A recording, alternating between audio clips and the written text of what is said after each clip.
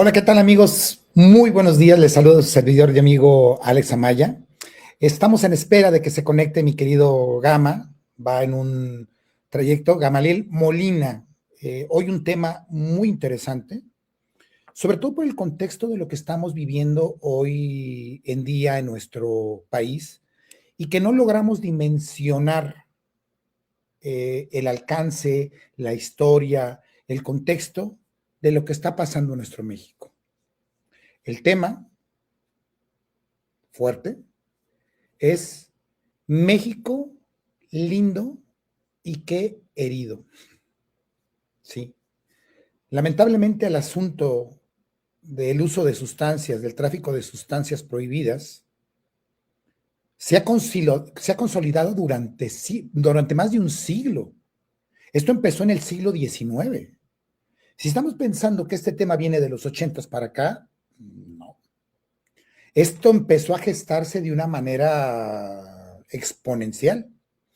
Vamos a hacer un poco de historia.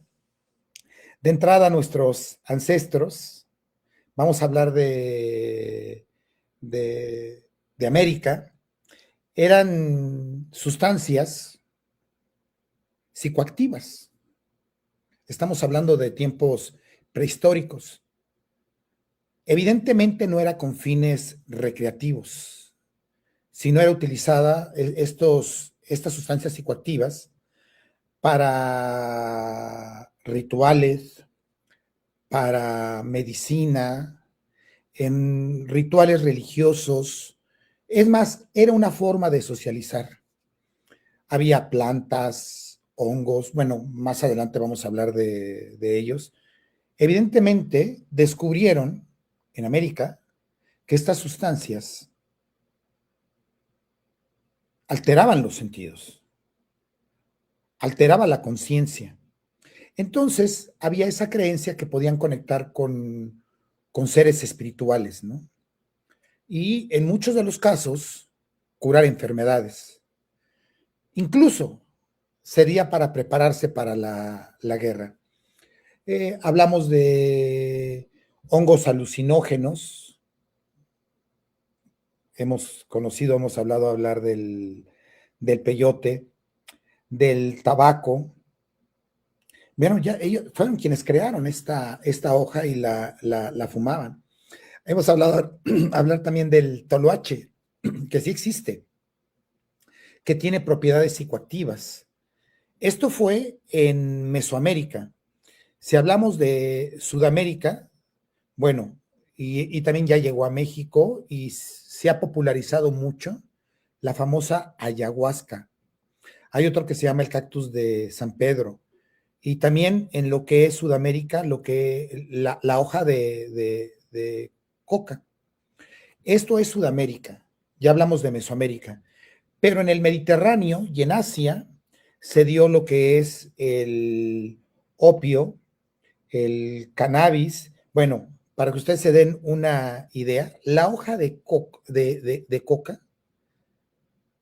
se tiene ya en la historia y conciencia que se consume desde el 5700 antes de Cristo.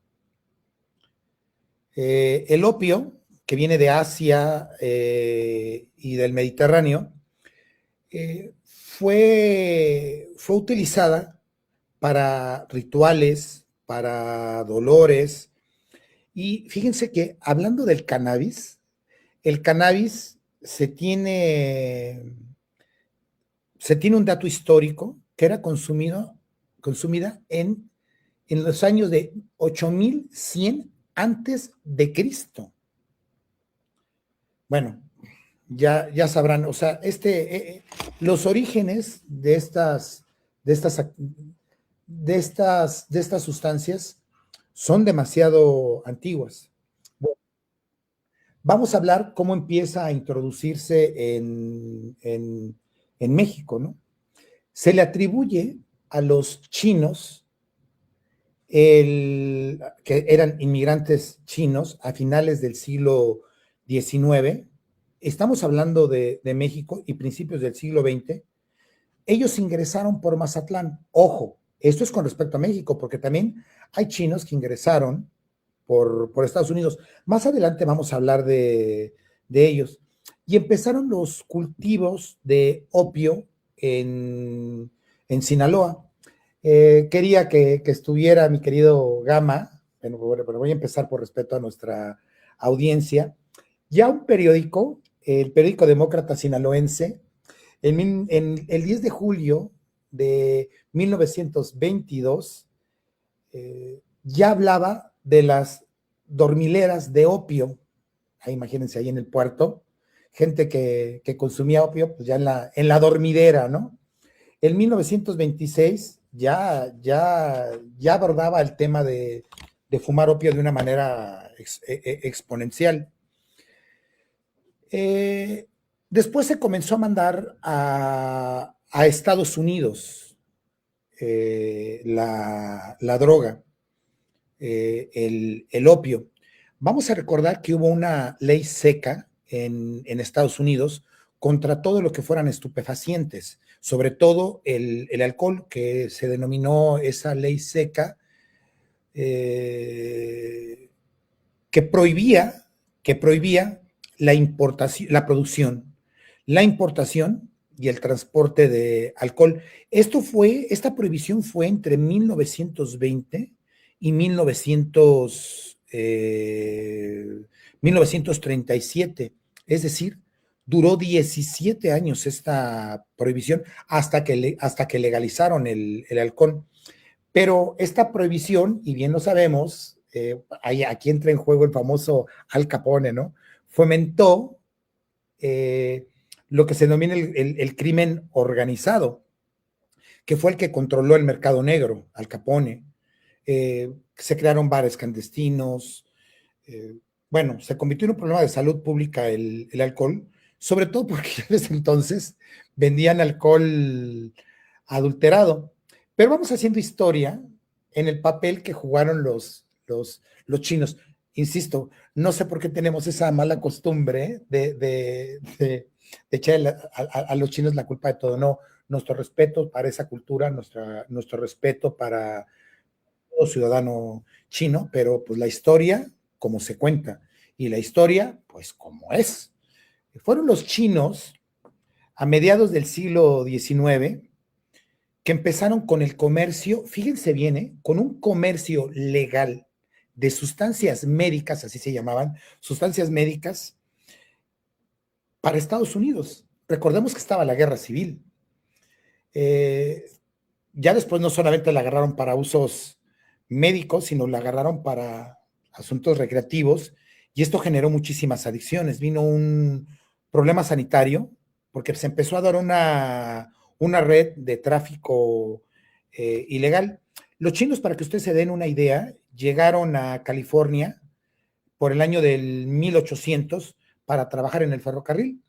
Entonces los chinos usaban el opio, pues ya saben, en sus horitas libres o al salir, y lo fumaban y lo consumían. De pronto lo convirtieron en una costumbre, ¿no? Y provocaron muchísimas adicciones. Pero esto fue a finales del siglo XIX. Empezaron después también con lo que fue la cocaína y el opio, que eran usadas para medicinas, ¿sí? Eran usadas para medicinas y fueron patentadas antes de 1900, o sea, para que se vayan dando una idea. De hecho, no es una historia urbana. La famosa, el famoso refresco de cola, Coca-Cola, en sus inicios se vendía en farmacias. Y sí, efectivamente tenía algo de coca y se vendía sin ningún tipo de regulación. Hacia 1910 se dice que los mexicanos, ahora entramos aquí, allá están los chinos, ¿no? Y tenían un negocio de opio. Vamos a ver cómo se empieza a entrelazar todo. El uso recreativo de la marihuana aumentó tras la Revolución Mexicana, cuando los inmigrantes mexicanos en el sureste de Estados Unidos, en la frontera de nuestro lado, llevó a la primera criminalización de estupefacientes. Esto fue a inicios de siglo. Fíjense que en la Segunda Guerra Mundial, estamos hablando de los años 40, bueno, luego, ¿por qué se quejan los norteamericanos? Se hizo una producción de gran escala de opio en nuestro país, ya que Estados Unidos le cerró la ruta entre Estados Unidos y Oriente para que pudieran pasar opio. Entonces, Estados Unidos se lo pide a México, hace acuerdos con México para producir opio. ¿Para qué querían producir opio? Era para fabricar morfina. Entonces los agricultores de Sinaloa comenzaron a plantarla. Luego empezaron a abastecer también el mercado negro. Entonces ya había una gran producción. También hay historias urbanas y las tengo en parte de la investigación que se hizo. Acuérdense que estaban las guerras mundiales, ¿no? Entonces ya sabían los nazis, que también utilizaron químicos para embrutecer a sus soldados y para darles para arriba, que había que se estaba traficando y había rutas para tráfico de amapola a Estados Unidos y querían minar a los norteamericanos. Los norteamericanos con su inteligencia se dan cuenta que los nazis quieren llegar a ellos y embrutecerlos por medio de las drogas, y entonces acaban haciendo una campaña para echar a los nazis, que muchos de ellos, o la mayoría, salieron de México y se fueron a Argentina. Pero siguiendo con esta historia de este México lindo y querido, estamos viendo los orígenes de los estupefacientes. En 1914 se dio una ley en Estados Unidos que se llamó la ley Harris, que fiscalizó la importación de opio y derivados de la cocaína. Entonces, formalmente en 1914 los norteamericanos la vetaron, la ilegalizó y creó un mercado negro. Acuérdense que ya estaba también el asunto de Al Capone con el alcohol, la Cosa Nostra y todo lo que se manejaba. Por cierto, hay una serie de la cerveza Guinness, también que participó en esta parte de la introducción en el mercado negro de la cerveza. En los años 60, 70, se popularizó el uso de la droga.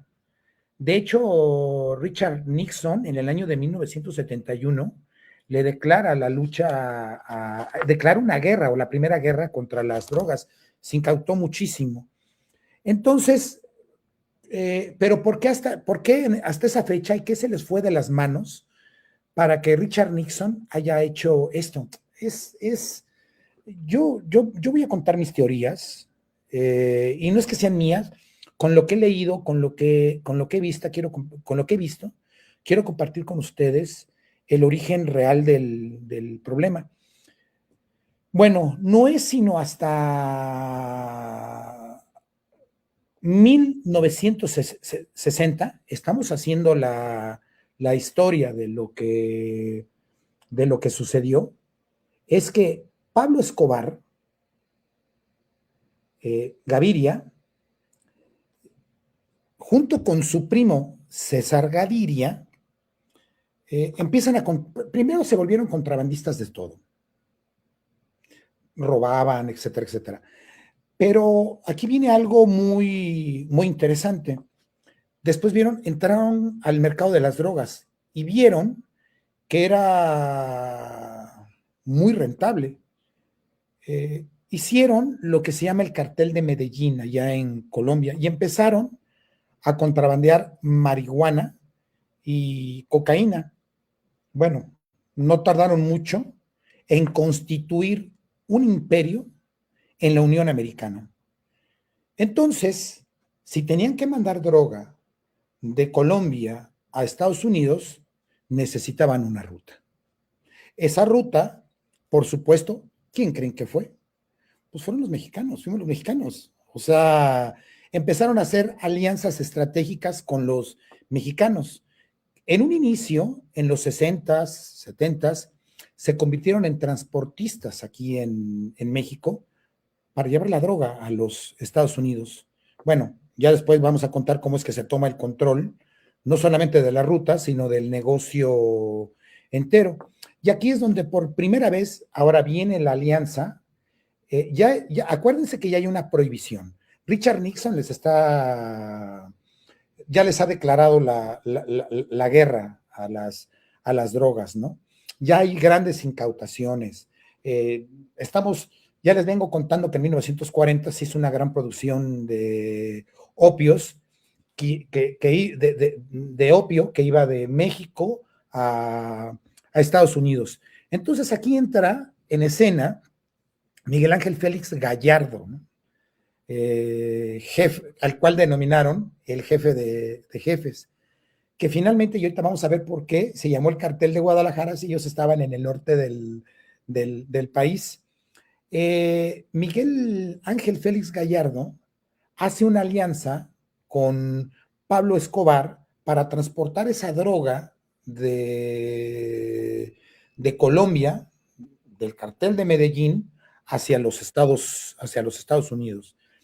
Y bueno, no hay de otra, ¿no? ¿Quiénes lo consumen? Los norteamericanos. México era una ruta, bueno, no había otra, una ruta clave para que toda esa droga llegara. Entonces también entra en juego aquí Amado Carrillo Fuentes, el famoso señor de los cielos, que estaba en el cartel de Juárez, y él tenía una flota de aviones. Hay películas que rebasan la ficción de lo que fueron, le llamaban recuérdenme bien, creo que le llamaban las avispas. Esta película la protagoniza Tom Cruise. Es alucinante, ¿no? Cómo llevaron por aire la droga a los Estados Unidos. Bueno, ya después sabremos de las historias del Chapo, que se las ingeniaba para los túneles y se las ingeniaba para mandar la droga por submarino. Fue de las maneras más increíbles que ustedes se puedan imaginar. Se manda droga a los Estados Unidos. Entonces, Pablo Escobar pagaba en efectivo a estas células mexicanas que empezaban a mandar, que eran transportistas de esa droga.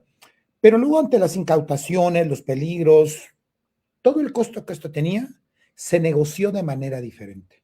Le dijeron a Pablo Escobar que se iban a quedar con el 35 o el 50%. Ojo, el pago era con mercancía, ya no iba a ser con dinero. Aparte del dinero iba a ser, me voy a quedar con el 35 o el 50% de esa droga y ese va a ser mi pago. Entonces, pues no faltó quien dijera, bueno, ok, ya estamos mandando rutas por parte de lo que viene de allá, pero como nos sobra el otro 50%, pues también vamos a tenerla que mandar a la Unión Americana. Y empieza una distribución y venta de droga. Poco a poco, México fue desplazando a Colombia. Y bueno, y es algo que sabemos, quienes me están viendo, queridos amigos, en este programa especial de México lindo y querido, donde estamos haciendo una historia de los orígenes de todo lo que ha pasado. Recordemos que en 1993 matan a Pablo Escobar, lo hace la inteligencia norteamericana. Y bueno, como sucede en cualquier lado, muerto el rey, vive el rey. O sea, el problema no es acabar con uno, porque hay otro que va a tomar su lugar, versus lo que está sucediendo en este momento. Celebramos de forma que se acaban de abatir. También hay otro tema bien interesante ahí. ¿A quién no le convenía que llegara vivo el Mencho? ¿Qué tanto sabe el Mencho? Que sí se lo llevaron con vida, revelan fuentes. Pero curiosamente se murió en el trayecto. ¿A quién no le interesa que se sepa todo lo que se está manejando? Y bueno, ya había alianzas muy interesantes cuando les decía que los mexicanos, los cárteles mexicanos, no los mexicanos, no, los cárteles mexicanos, dejemos a todos los mexicanos fuera de esto para no levantar suspicacia. Los cárteles mexicanos empiezan a fortalecerse y a desplazar a los colombianos. Más bien hacen alianzas. Ya finalmente toman el control en 1993, pero ya hay en 1960, ¿quién vio? Bueno, el primer capo, así máster, del que se tiene historia, aparece Pedro Avilés Pérez.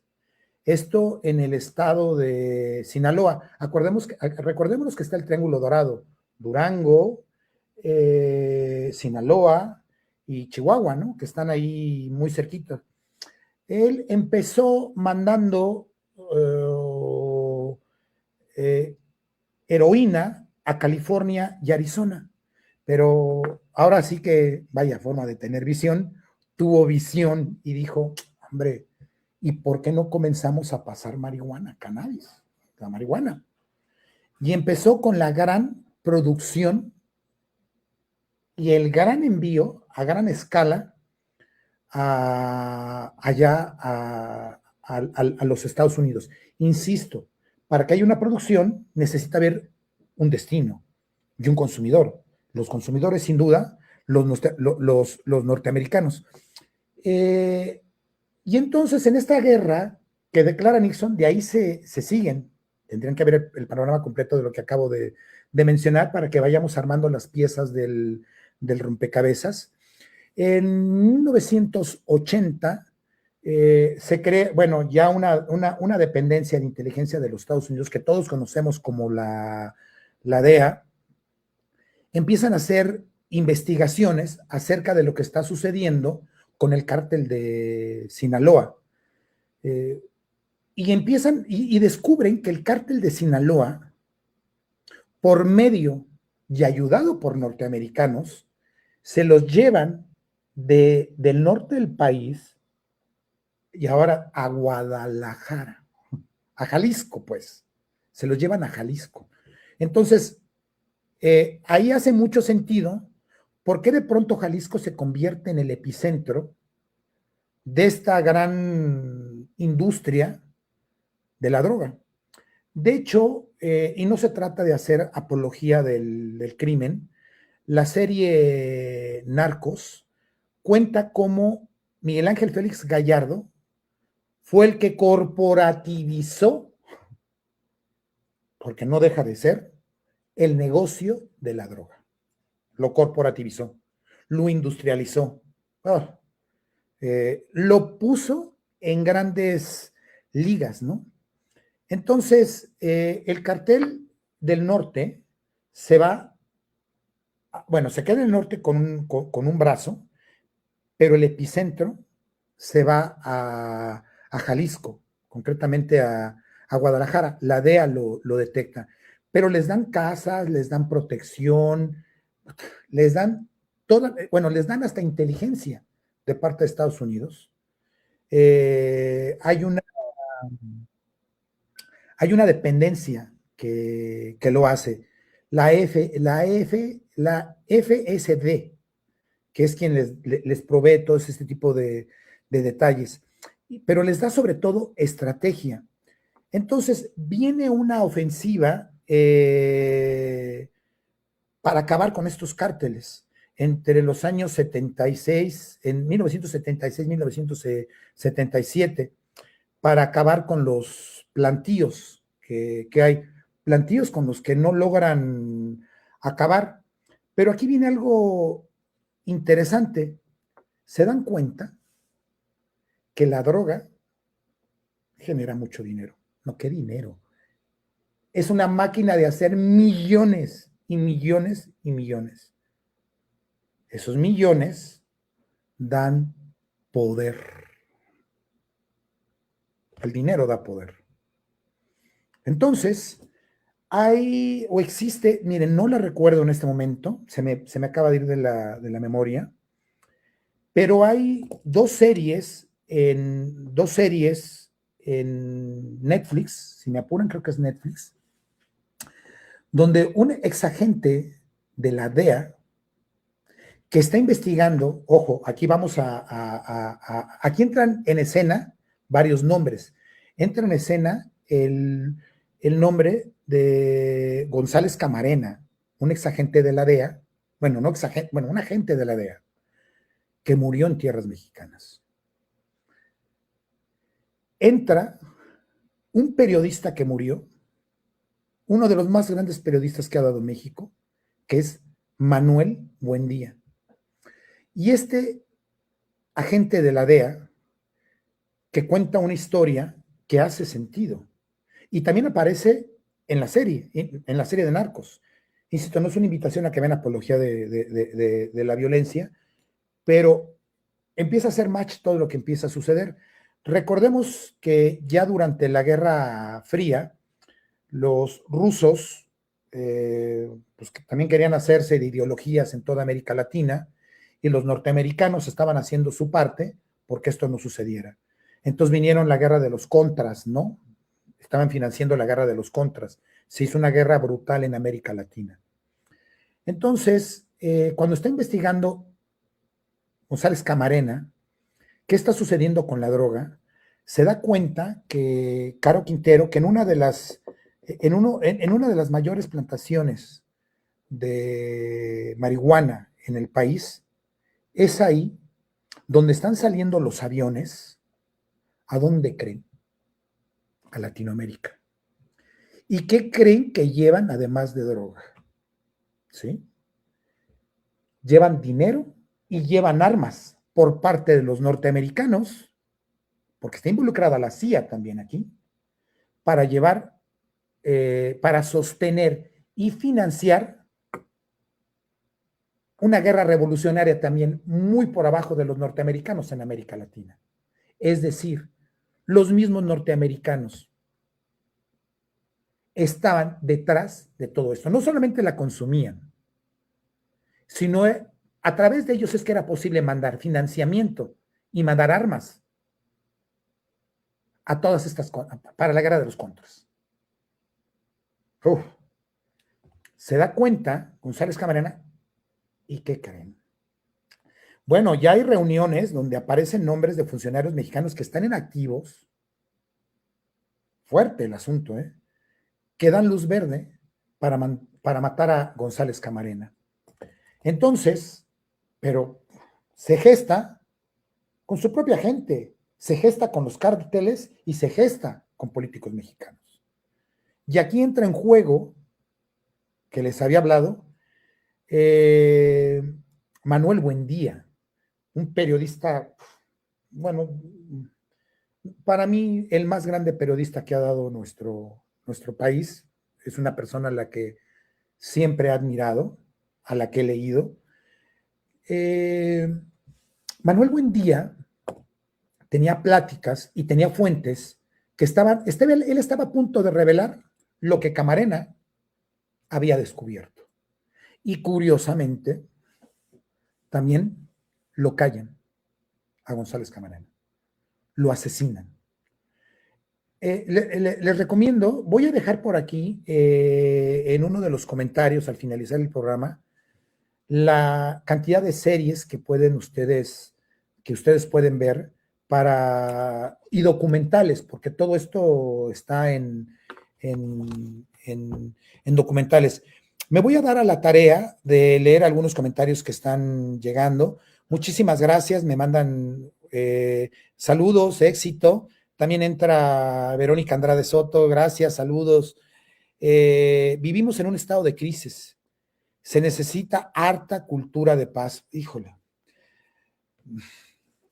Sí, la respuesta es sí, se necesita harta cultura de paz, pero se necesita cambiar la mentalidad de un Estado que vive en la corrupción total y en la desfachatez total.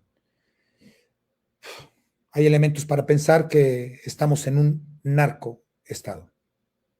Y ahorita vamos a hablar de eso en unos momentos. Larry Palafox, buenos días, saludos. También nos saluda María Concepción Patlán. Reina, ¿qué tal? Buenos días, qué gusto. Y nos dice Larry, cosas de las que estamos platicando, en el año de 1800 aproximadamente los chinos que llegaron al norte de México, a Mazatlán, porque también llegaron, acuérdense, por California, trajeron el opio y de ahí el consumo se disparó. Ahora las consecuencias, de ahí comenzó la historia como principal consumidor Estados Unidos. Dice Leo Velázquez, saludos, gracias mi querido Leo, y bueno, mi querido hermano Juan Alarcón Ruiz, espero verte y abrazarte pronto, y espero que pronto también hagamos un programa. Bueno, entonces aquí entra todo este entramado de este cartel de Guadalajara cuando lo mandan para protección a Jalisco, a Guadalajara. Los cuidaban. Y sí, efectivamente fue la DFS que los protegía, les daba inteligencia, les daba coordinación, les daba blindaje, lógica empresarial. Bueno, entonces empezaron a contratar en el Triángulo Dorado, del cual ya hablamos, a una gran cantidad, a miles de jornaleros que generaban millones de dólares. Entonces, pues es evidente, tiene que haber una logística en lo vertical y en lo horizontal para que esto funcione. Entonces, ya es añejo este problema, que tuvieron que pagar funcionarios para que los dejaran trabajar, se hicieran de la vista gorda, les dieran pitazos, pero con todos los gobiernos, hombre, o sea, no estamos ahorita satanizando al que tenemos, que no ha podido acabar con el problema, que muy al contrario, a diferencia de los otros, tuvo la feliz ocurrencia de a los criminales darles abrazos y no balazos. Uf. Esa imagen del expresidente, eh, saludando a la mamá del Chapo, hasta echando taco, deplorable, de verdad, deplorable. Esto en contraste con las madres buscadoras, con cuánta gente no ha perdido a un familiar por esta situación o ha desaparecido. Bueno, desde tiempos y desde décadas se ha venido comprando a los presidentes municipales, a políticos, a funcionarios. Entonces, esto no es nuevo, ¿no? Han surgido cualquier cantidad de narcotraficantes, de líderes, como fue el caso de El Capo, de Joaquín Guzmán Loera, alias el Chapo Guzmán, que durante mucho tiempo fue cabecilla nada más de esta alianza entre narcotraficantes, conocida como el cartel de Sinaloa. Era uno de los encargados de amaizar a los funcionarios públicos, ¿no? Y también se dice que era sanguinario, ¿no? Eh, Era un especialista en atacar los escondites de los enemigos y algo que lo catapultó es que siempre tuvo la creatividad para introducir droga al mercado, lo que lo convirtieron en leyenda criminal del mundo, ¿no? Bueno, ya recordaremos que antes de su captura, en febrero del 2014, Guzmán Loera se convirtió en el hombre más buscado en el hemisferio occidental. Y no es así, ¿no? Hasta el 11 de julio del 2015, lo agarran. Bueno, se escapó. Hombre, no se les va un tipo de estos así como así. Pero bueno, tuvo las facilidades para que se les escapara. Por segunda vez más de la prisión, ¿no? Qué curioso, se les escapaba cada rato. esta vez por un túnel, ¿no? También hay una serie donde, bueno, y también se ve en imágenes reales el ruidajo que se generaba construyendo este túnel.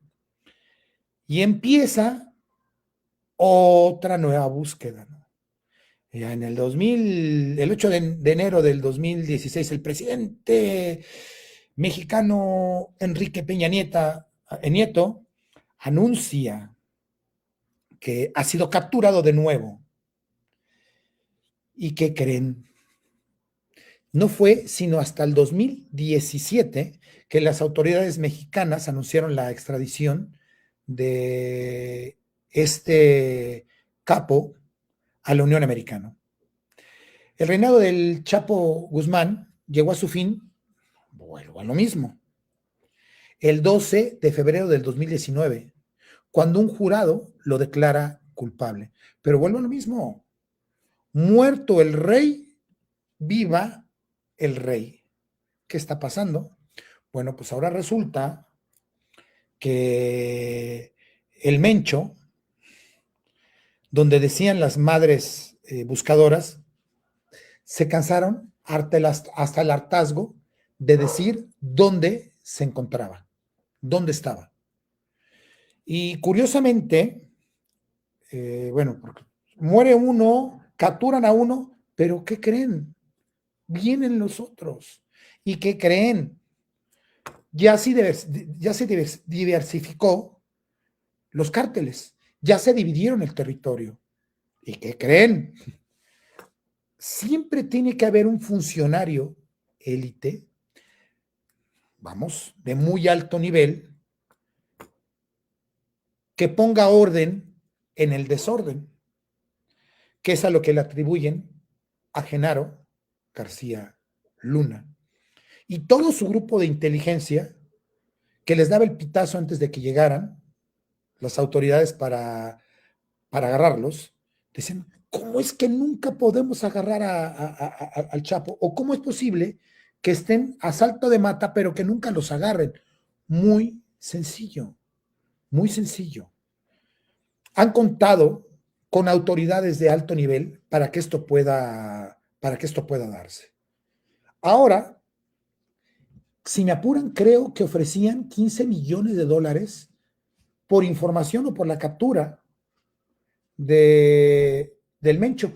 Ya habían agarrado, al menos un año atrás, a su hijo, el Menchito, pero cada vez se han vuelto más sanguinarios los cárteles. Ya es una desfachatez lo que está sucediendo hoy en día. Entonces, aquí entran los norteamericanos.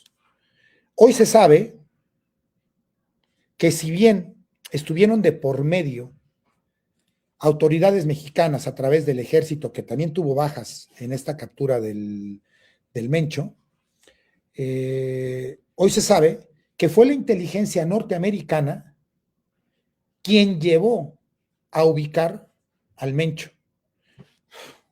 ¿Cómo en un santiamén lo hacen? Hombre, ¿qué no hay inteligencia mexicana? ¿Qué no lo sabían? ¿Cuál nos chupamos? Esto no es posible. O sea, claro que sabían dónde estaba. ¿Por qué lo protegieron? ¿Por qué siguen protegiendo a políticos, a narcopolíticos?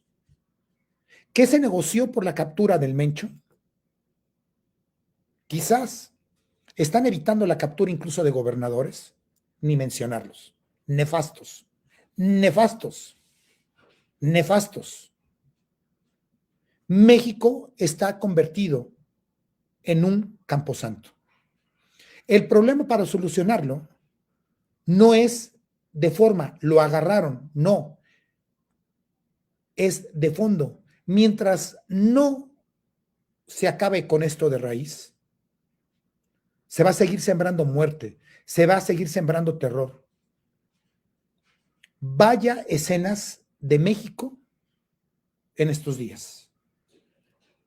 De hecho, veía una entrevista esta mañana donde le preguntaban a Marcelo Ebrard si el Mundial estaba en riesgo. me hace sentido que pueda estar en riesgo mundial ante todo lo que está sucediendo. O se están apurando, quizá, otra teoría, a poner en orden cosas que deben estar ya, como sucedió con los estudiantes del 68. A poner en orden y a dar un manotazo antes del mundial. Bueno, cualquiera de las dos es cierta. Cualquiera de los, o ponen el manotazo y se calman, lo que perdería México, bueno, también ya tuvo que invertir bastante en ese mundial, pero para mí el mundial sí está en riesgo. O sea, o van a tener que montar un operativo desproporcional con un México militarizado. ¿Quién iba a decir, no? Que ahora se estén agarrando a grandes capos y que México esté con escenas dantescas con un México en guerra, se quiera o no, ya se entró esta guerra. Recordemos que Calderón, ya estamos hablando de Calderón, ya hablamos de Genaro García Luna, Calderón, que también en un sainete, pobre hombre, pobre presidente,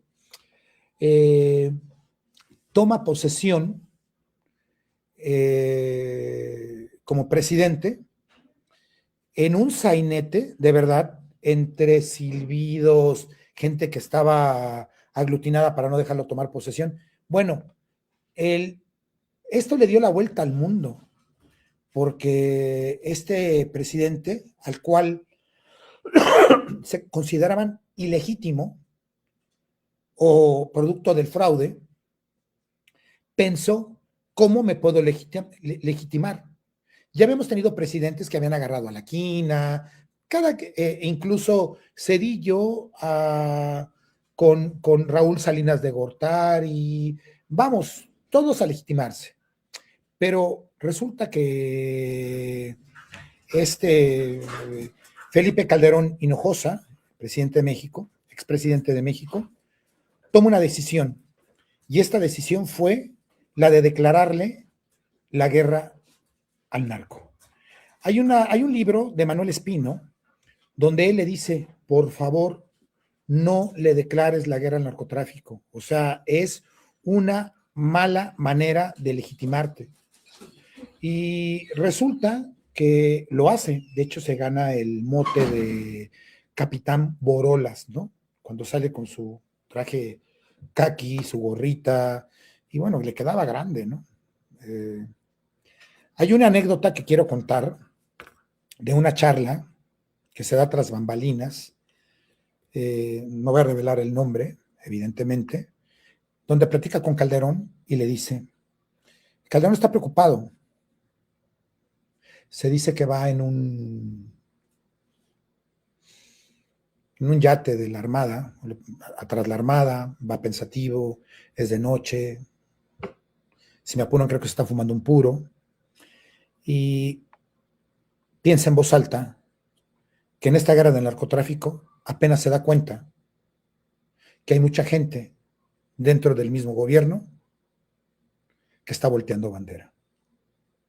Y el acompañante que cuenta la anécdota le dice, primero, antes de la guerra, tuviste que haber hecho inteligencia. Y no ahora inteligencia cuando tienes esta guerra de cabeza. Mi pregunta es, ¿qué no hay inteligencia hoy en día? ¿Por qué siguen hablando de Calderón y de García Luna cuando lo que está sucediendo en tiempo actual es un México que, insisto, está convertido en un camposanto y en un estado de emergencia y en un estado de guerra impresionante? ¿Creen que con el Mencho este problema se acabó? De ninguna manera. Es de verdad ofensivo lo que está sucediendo en nuestro país. Hay lugares donde tienen este asunto medio controlado. Esta anécdota que voy a contar también es real.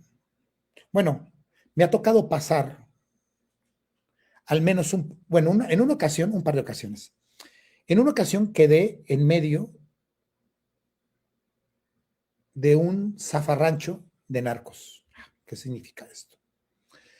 Venía viajando mi madre, mis padres, mi familia, vive en el estado de Durango, estado al que hasta hace no muchas veces viajaba mucho, pero por mi estado de salud, que ya estoy saliendo, ya no pude hacerlo.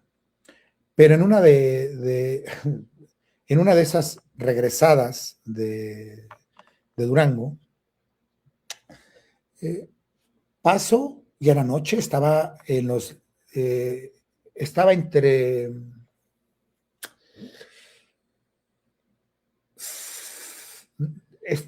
Durango y Zacatecas, ¿no? Y son de un solo sentido y están en despoblado, o sea, no crean que es. Y veo del lado izquierdo que se está quemando un tráiler. Pero lo curioso es que no se veía siniestrado, sino que se estaba quemando completo. Y dije, y además lo pasé porque estaba del lado contrario. Voy en el carro y de pronto me cayó de raro. Sigo avanzando y veo que frente a mí venían pocos carros en realidad atrás de mí, pero seguí avanzando. Pero me quedé en un punto donde dije, yo ya no me puedo acercar porque empiezo a ver que hay llamas otra vez del lado contrario, más adelante, y del lado donde yo vengo, y quedo en un retén, en un bloqueo de narcos. Qué susto. Recuerdo que a mis familiares les mandé mi ubicación, les mandé dónde estaba, lo que estaba pasando. Digo, tampoco voy a estar en redes reportando este tipo de situaciones, me pongo en riesgo. Y quedé 7, 9 horas, fueron como 9 horas las que quedé en medio de esto. Pero les quiero platicar lo que sucedía. Todavía estando en el auto, me tocó ver a los narcos, a los malos, paseándose de un lado a otro, en sus camionetas, a placer, lo que podían recorrer. Pero me tocó verlos. Digo, no se metían con uno, pero quedamos como 40 autos en ese rollo, aterrorizado. Y no fue sino hasta 3 o 4 horas después que llegó la Guardia Nacional, llegó el ejército, pero dices, ¿dónde estaban antes? ¿No tienen un destacamento que no pueda llegar en menos de 40 minutos, en una media hora? Claro que tienen destacamentos. ¿Por qué no llegan? ¿Por qué los dejan hacer lo que están haciendo? Esa fue la primera vez. Y recientemente, el año pasado, justo última vez que fui por mi madre, porque les decía, tuve un percance, la última vez que voy por mi madre, desde la ida sucedieron cosas extrañas. Pues yo llegué de camino, ya estaba más allá que para acá. De ese sí filmé, de los dos filmé y tomé fotografías. Pero me tocó ver cómo en tiempo real los narcos estaban quemando los camiones, estaban ya haciendo los bloqueos, pero ya los vi, ya me tocó, bueno, ya no después, sino me tocó verlos en tiempo real. Y no sé, a mi mamá, que venía en la parte de atrás, yo manejaba en la parte de adelante, como en La vida es bella, platicando con ella como para no darse cuenta, ¿no? ¿Cuántos recorridos no hice con ella? Y la carretera vacía, ¿no? Bueno, uno que se encomienda ya al jefe, pero recuerdo también una ocasión en Zacatecas que tuve un carro pegado durante 2 horas. Qué miedo, sí, una camioneta, vidrios polarizados, no placas. Traté de no espantar a mi mamá. Ya de plano, cuando vi una gasolina, dije, me tengo que parar. Y se vino. Y estando en la gasolinera, me paro frente a los baños y se estaciona atrás de mí.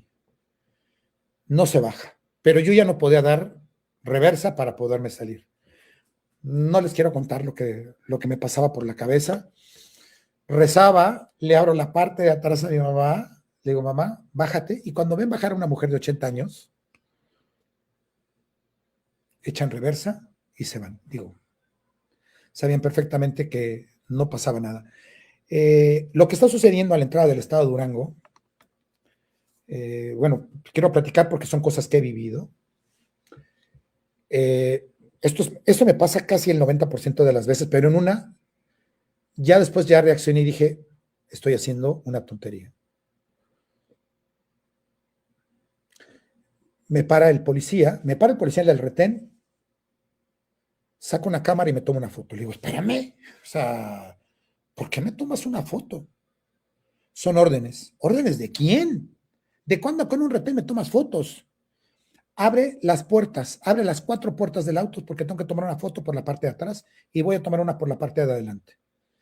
Uf, yo estaba que echaba chispas. Después le toman una foto a mi identificación. ¿Quién necesita esa información? ¿Saben quién entra? Y ya después me entero, y esta también anécdota, porque ya estamos a punto de concluir el programa, de cómo funcionan las cosas, ¿no? ¿Cuánto pagan en un estado de la República por derecho de piso? ¿Cómo se financia el narcotráfico? ¿Cuánto tiene que pagar un Uber? ¿Cuánto tiene que pagar un negocio que vende alcohol? ¿Cuánto tienen que pagar todos para que no se metan con ellos? El derecho de piso, todos lo sabemos, existe y está acabando con la economía en México. Eso allá en Durango es palabra de honor. Y se mantiene la paz. Resulta que voy a llevar a mi mamá al médico y dejo el coche estacionado en un lugar en el que yo no vi de un horario a otro, que era muy corto, era de carga y descarga. Y llegan y se llevan mi auto. Y al principio me regreso y digo, hombre, pues, yo aquí lo dejé. Digo, se lo robaron. Ya después pregunto, me dice, no, se lo llevó la grúa. Y hablo con una persona y me dice, vamos a buscarlo antes de que llegue a donde están las grúas. No lo alcanzamos. Y cuando llego a las grúas, sale el dueño y me dice, ¿pero qué crees? Aquí hay una persona que controla que no soy yo. Yo sí, yo soy el dueño, pero aquí ya no puedo darte la atención por quien vienes, porque aquí se le tiene que pagar a otra persona. En la mayoría de los negocios hay una persona del crimen organizado controlando el negocio. Así es que vas a tener que ir por tus papeles. Ah, pero si lo vas a hacer por fuera, que es lo que voy a operar, porque yo no traía la factura original. Tenía que regresar de donde soy para llevar la factura original. Resulta que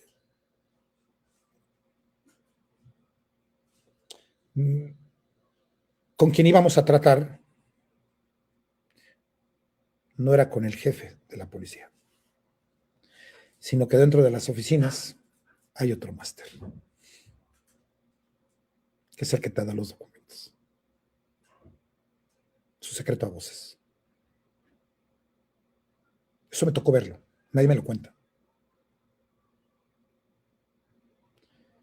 Escuchar historias de niños que se llevan a los 17, 18 años.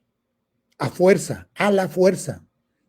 Están vivos, sí, pero trabajan a la fuerza para algún cártel. ¿Cuánta corrupción? ¿Cuánta ineficacia de nuestros gobiernos para no hacer nada ante lo que está pasando? Quiero leer temas. Dice Juan Luis Alarcón, esto ya es un gran antecedente. Gracias, saludos, excelente tema. Dice Verónica Andrade Soto, y lo peor de todo, tener un mando policial en manos del ejército. Porque, ¿qué les digo del huachicol? Es el tema, pero ahora tenemos a los máximos violadores de derechos humanos. Sí, lamentablemente sí. Ojalá puedan ver la película completa. Es un tema que en México ya se fue de las manos. Y mientras no exista en mi conclusión, esta es voluntad política para resolver el problema de fondo. Ya les dije, la droga da dinero y el dinero da poder. Y el poder actual se ha beneficiado de ese dinero. De verdad, hago silencios y hago votos para que México haga esa transición por la cual ya pasó Colombia y que acusó miles de vidas. ¿Cuántos muertos más? ¿Cuántos desaparecidos más tienen que pasar? Claudia Mireles, hola, buenos días, saludos. Ya viene el programa de En Sintonía en punto de las 10 de la mañana, es decir, en 4 minutos. No se pierdan el programa de En Sintonía con Claudia Mireles y Juan Varela. Y María Concepción Patlán Reina. Ups, necesitamos gobernantes que conozcan la vergüenza. Está complicado. La mayoría son unos sinvergüenzas. Sinvergüenzas. Podría contar miles de anécdotas, cientos de anécdotas de esto que está sucediendo, pero de verdad no nos alcanzaría un programa para hablar de las pifias de nuestros gobernantes.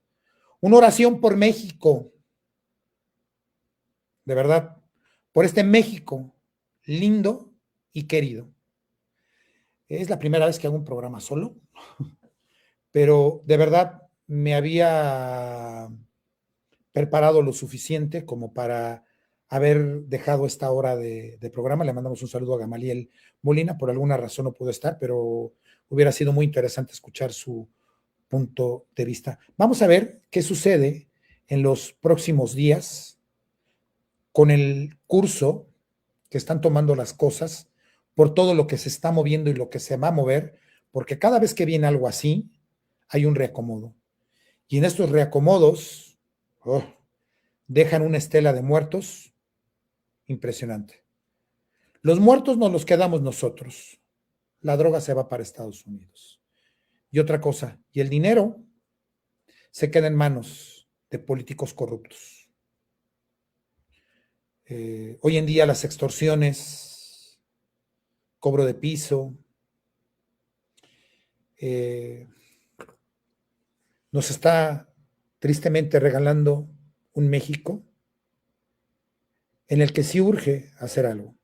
Ojalá que algún día, no muy lejano, venga esa coyuntura que haga que se desarme esta maquinaria. Ya están los americanos dentro, ¿verdad? Uno dirá, que la soberanía, que...